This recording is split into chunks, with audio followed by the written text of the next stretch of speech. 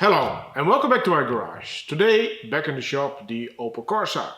Now it's not for a radiator related or coolant related issue. It is now the starter motor.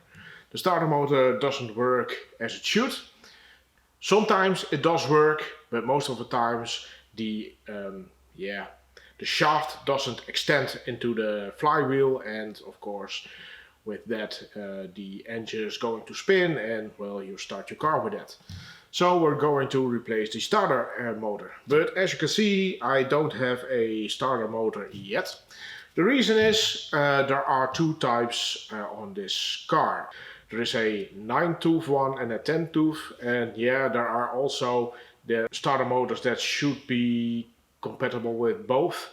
I don't like that. I really have some other issues with that. Most of the time they're or really noisy or they going to eat up your starter ring in the future. Well, that is my experience with those.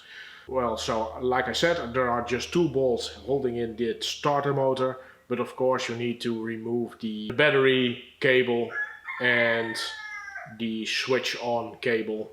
Well, there are two wires that we have to disconnect, and because we have to disconnect a positive wire, we definitely need to undo the battery. So the first thing what I'm going to do is of course remove the negative on the battery itself, and then let's get to work so I can order the right starter motor for this car.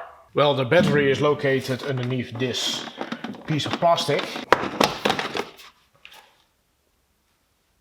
Well, that's not a battery. Oh, how stupid of me. The battery is over here. And this is the negative terminal. And this is a 10. And you can just remove or partly remove it, and then you can lift it out of the way. So this is the back side of the starter, and as you can see right here we have a 13 millimeter bolt we have to remove. That is from the battery, and there is also a black with a red wire. I don't know for sure if you can see that thing. There it is.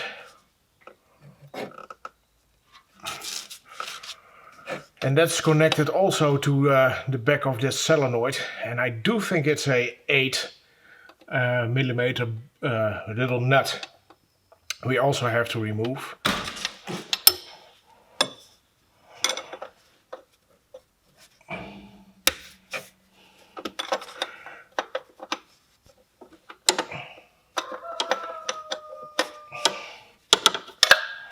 There is probably a washer behind it. So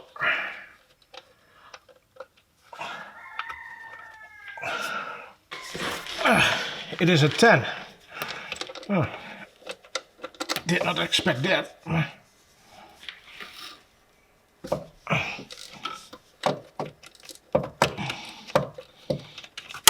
I'm sorry if it is really crowded here, so bear with me. Did remove the right one. Okay. Right there. And it looks like it's a 13.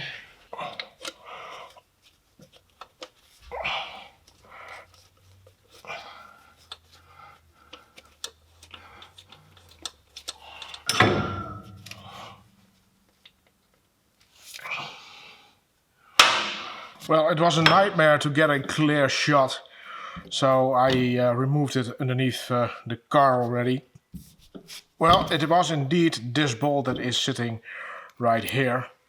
Of course, this is what you see when looking underneath the car, something like this. So what I did, I had a long socket with a half extension and just put it right here, and then I could get it out of there. So yeah, it is a stud with a nut on it. This is just how it is. So that one you have to remove. And now I can also show you those all other two. This is one was that 13 and this one was that 10. So this is a single wire and this is the wire to the battery. I already counted the, well, first of all, you definitely can see that this thing is broken. This should not happen. I do think it had been stuck when starting, and it just, when revving the engine up, it just destroyed this thing. So, yeah, this thing is gone. Well, I already counted the amount of teeth, and this is a 10 teeth starter. For the ones that want to know the serial number, well, this is it.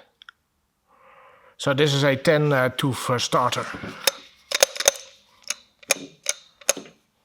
I'm going to order another one and then we can install it into the car. This is the next day. I just picked up a new starter motor when I get home from work. And this is a, well, a refurbished unit or maybe even a new unit from Napa.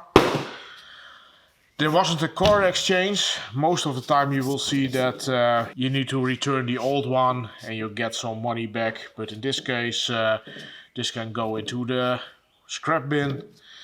And well, this one of course we're going to install.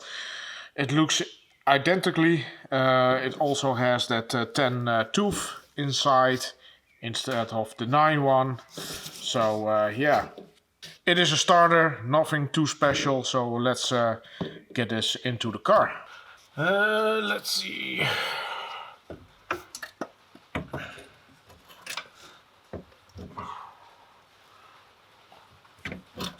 Hopefully you will see something instead of only my arm. It is a little bit crowded underneath the car. Well, it is into its place. The first thing what I'm going to do is just snug up the lower bolt. Don't tighten it all the way, just that it is in its place so that the bolts line up. So there is just a little bit of play in the starter. So now I can attempt to install that other bolt. And that other bolt is of course this thing. The long side is going into the block. Well, first try.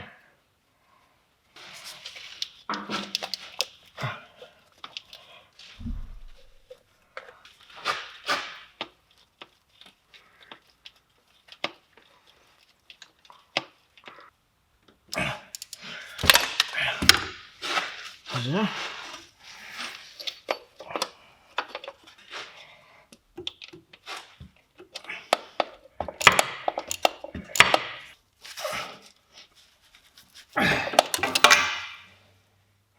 So, next up are those two wires. I'm sorry if I cannot show you. It's too crowded.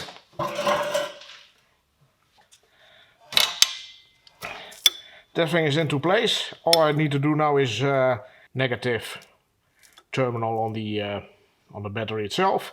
And then we have going to try this out.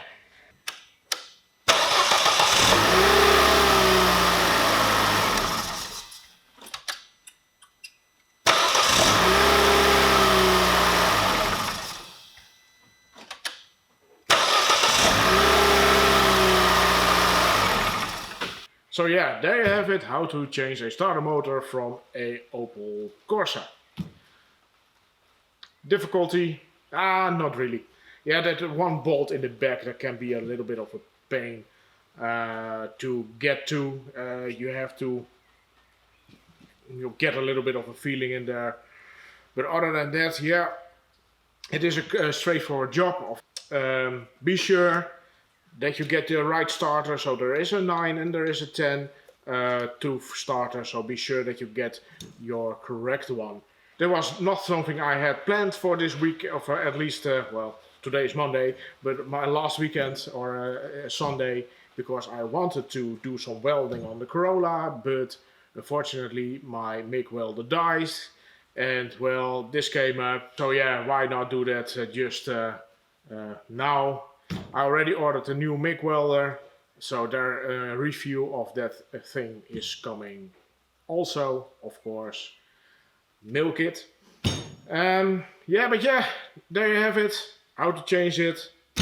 I don't know what to say anymore. So that's it for today's video. Hopefully you enjoyed it, or at least learned something from it.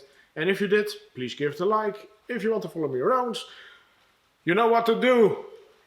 You don't have to tell everybody that they need to subscribe and ring the bell stuff. People know what to do. And I will see you next time. Bye.